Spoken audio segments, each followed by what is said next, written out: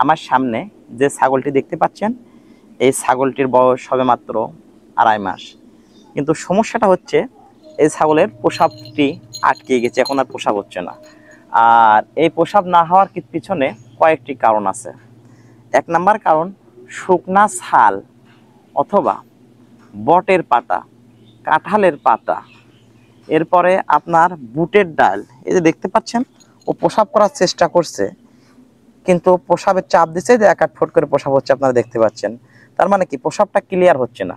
যদি আপনারা এই খাবারগুলা খাওয়ান তাহলে কিন্তু ছাগলের প্রসাব বন্ধ হয়ে যায়।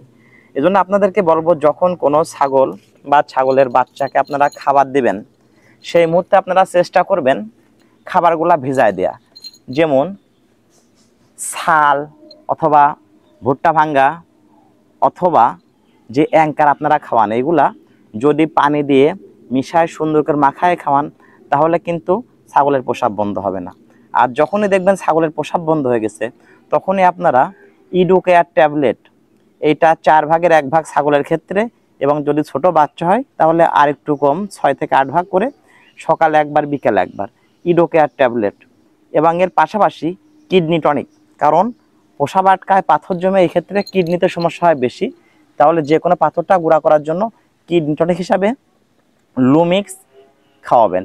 লুমিক্স, নেফোকেয়া, নেপ্রোজেন যে কোনো একটি কিডনি টনিক খাওয়াবেন, সকালে 1 কাপ বিকালে 1 কাপ।